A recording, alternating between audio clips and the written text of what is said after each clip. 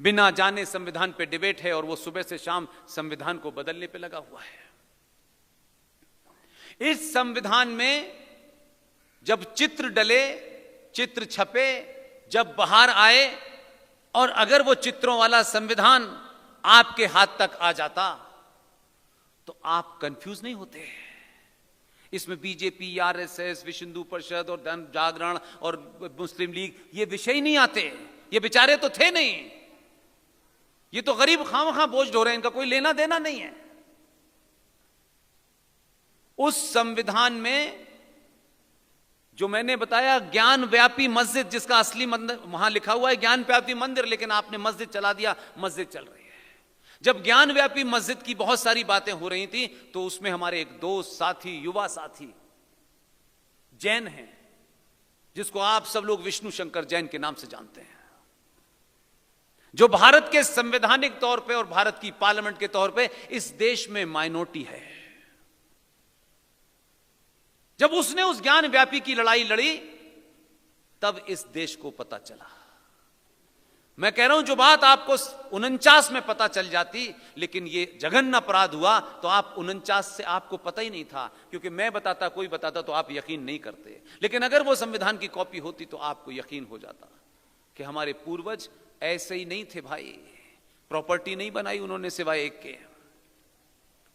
उस संविधान के पहले पृष्ठ पर जहां लिखा हुआ है इंडिया दैट इज भारत, हमारे पूर्वजों ने उन विपरीत परिस्थितियों में भी उस संविधान में जो चित्र डाले हैं, उन चित्रों में ज्ञान व्यापी के सामने जहां 90 फीट गहरा शिवलिंग है और उस शिवलिंग के सामने 82 फीट की दूरी पर जो नंदी बैठा है 450 साल पुराना, उस नंदी की तस्वीर भारत के संविधान के पहले पृष्ठ पर है।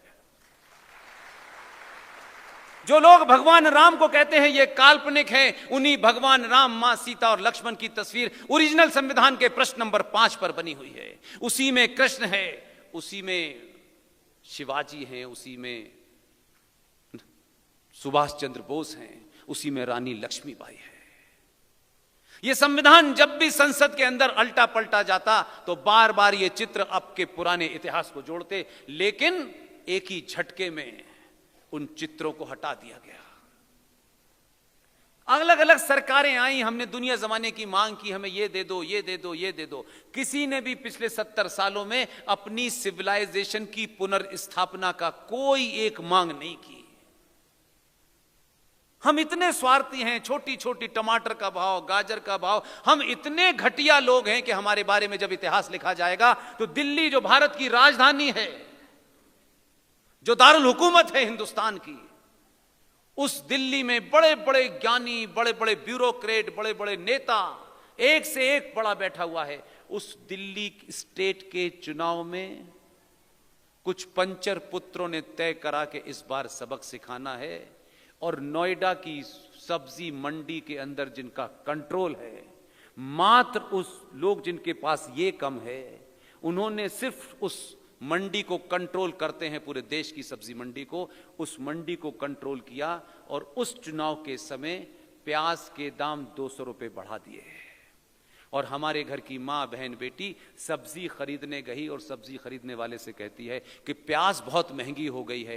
वो एजेंडे के तहत हुआ, लोगों को पता नहीं है। वो जो सब्जी वाला सब्जी बेच रहा है उसने कहा, बहन क्या बताएं, सरकार ने जो है ना इतनी महंगाई कर दी है कि ये इतनी दूर से आ रही है, 200 रुपए किलो है, बहन हमारे घर में खाना नहीं। बहन जी को लगा, अरे प्याज तो सरकार ने महंगी की है। पहले तो ओखला मंडी से चला एजेंडा, वो सर पे बेचने वाले ने उस एजेंडे को आपके घर तक पहुंचा दिया, और माता जी, बहन जी जो सब्जी गली में खड़े होकर लेती हैं, उसने 4 बार कहा कि ये सरकार ने ऐसा कर दिया है, बहुत महंगी है, मैं आपको चलिए 1 रुपया कम लगा दूंगा, 199 रुपए भी लूंगा।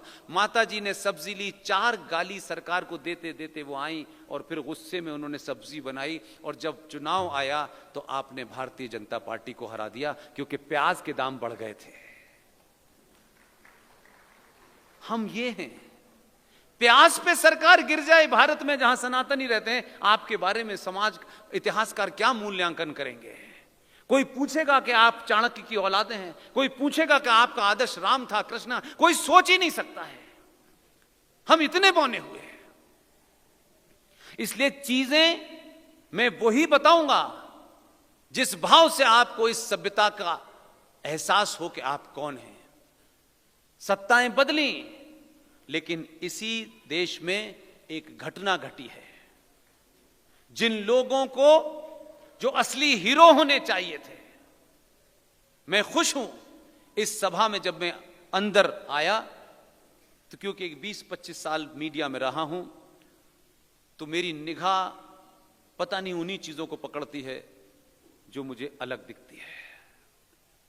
मैंने वहां खड़े होकर नहीं देखा कितने लोग बैठे हुए हैं, मुझे सिर्फ 2 ही चीजें नजर आई कि इस सभागार में जो सनातन से रिलेटेड है, इस सभागार के एक तरफ सुभाष है, दूसरी तरफ भगत सिंह है।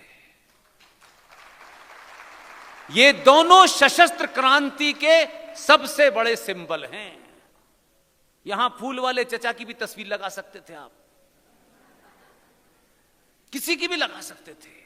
इन तस्वीरों के देखने से आज की जनरेशन को पता चलेगा, यहां जितने युवा बेटा बेटी बैठे हों, ये सुभाष कौन थे। ये तस्वीर यहां लगा करके मैं समझता हूं ये हॉल धन्य हो गया, जो यहां तमाम पूजा पाठ के कार्यक्रम होते होंगे, लेकिन ये तस्वीर जिन्होंने भी लगाई है मैं उनको सैल्यूट करता हूं, क्योंकि यहां आप एक दूसरे भाव से आए हैं। ये वो आदमी है जिस आदमी ने कांग्रेस के अध्यक्ष पद का चुनाव जीता,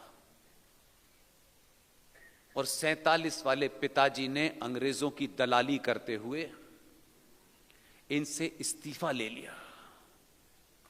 इन्होंने 1 सेकंड में इस्तीफा दिया और चले गए, रोए नहीं। ये वो आदमी है जिसको बहुत लंबे समय के बाद यहां पहुंचा है। 21 अक्टूबर, उस दिन मैं जम्मू में हूं, 21 अक्टूबर 1943, आज के बच्चे गूगल सर्च करें, हमारे साथी अनुज धर, हमारे साथी और दूसरे तमाम साथियों ने इसकी लड़ाई लड़ी है। हम उसका क्रेडिट नहीं लेते, लेकिन उस लड़ाई लड़ने की जो पूरी प्रक्रिया है वो इतना बड़ा नशा था कि उससे बड़ा नशा हमें हो ही नहीं सकता। 21 अक्टूबर 1943 को जब ब्रिटिश साम्राज्य भारत में पूरे ताकत के साथ खड़ा था, इस आदमी ने आईएनए की फोर्स बनाने के बाद ब्रिटिश साम्राज्य के होते हुए तमाम ब्रिटिश साम्राज्य के जूते उठाने वाले तमाम कांग्रेसियों ने इस आदमी को साथ नहीं दिया। 21 अक्टूबर 1943 को इन्होंने जब भारत की आजादी की घोषणा की तो विश्व के 9 देशों ने मान्यता दी, लेकिन यह नहीं हुआ, इसको नहीं माना, क्योंकि चाटुकार जो थे उन्होंने कहा रे बाप सत्ता तो हमें चाहिए। यह आदमी को 1945 में एक झूठी प्लेन दुर्घटना में मरा हुआ दिखाया।